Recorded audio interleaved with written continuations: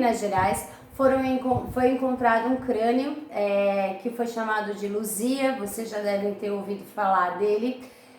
Infelizmente estava no Museu Nacional do Rio de Janeiro quando pegou fogo, mas encontraram algumas partes, então estão fazendo a reconstrução desse crânio.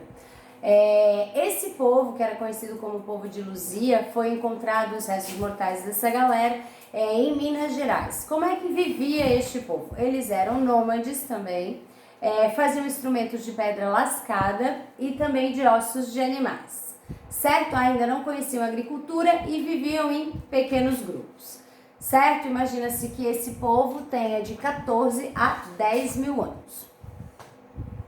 Bom, aqui em Santa Catarina, quem eram os nossos pré-históricos? Aqui era o povo do Sambaqui, que é um povo que vivia no litoral. Sambaqui quer dizer amontoado de conchas, e os estudos afirmam que esse povo ele usava esses amontoados de conchas para construir as suas casas e que abaixo deles sepultavam seus mortos.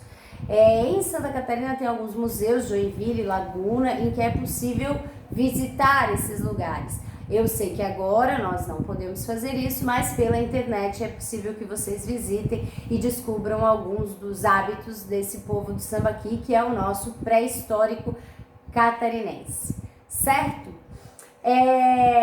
No Brasil, a gente não sabe quando que começou exatamente a agricultura que contribuiu proeminentemente para o sedentarismo.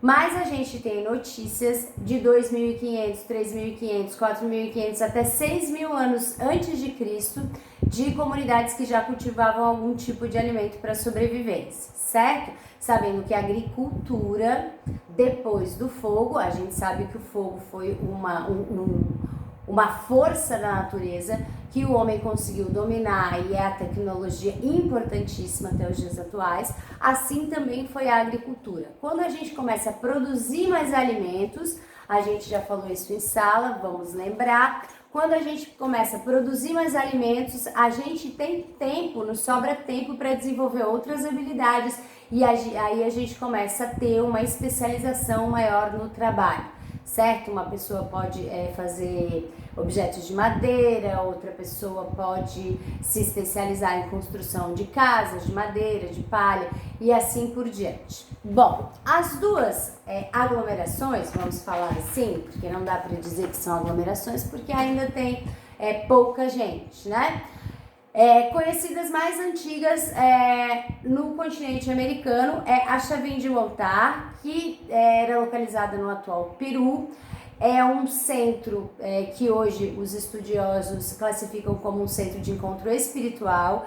A gente não pode falar ainda em religião como entidade organizada, mas presume-se que era um ponto de encontro para reuniões espirituais, para se cultuar os deuses, para se agradecer colheitas, e aí aconteciam aglomerações de pessoas, certo? Por volta de 300 a.C., esse lugar foi abandonado, porém ainda existem as ruínas. Outro lugar interessante, outra povoação interessante são os Olmecas, que ficam onde é o atual Golfo do México hoje.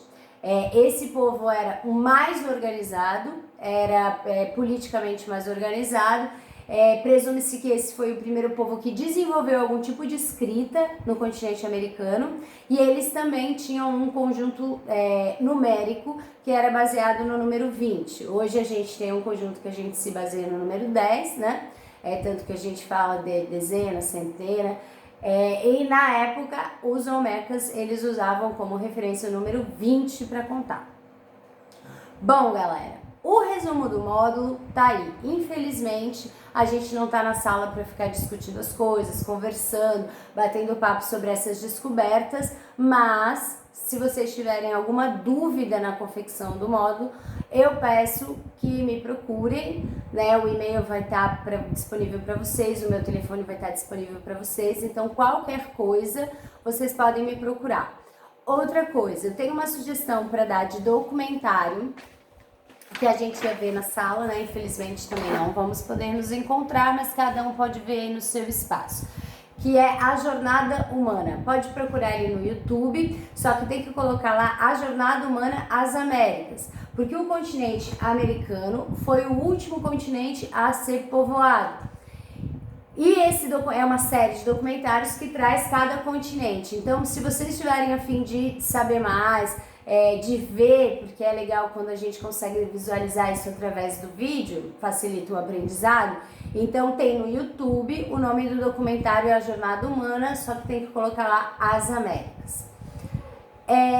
Nas atividades que eu vou mandar para vocês, vai ter uma atividade, como eu falei, inspirada nas pinturas rupestres. Todas as instruções para vocês fazerem a atividade vão estar lá, e é uma atividade que vai contar para o nosso primeiro trimestre. O meu plano era fazê-la coletivamente na escola, pegar um papel grande, colocar todo mundo para pintar.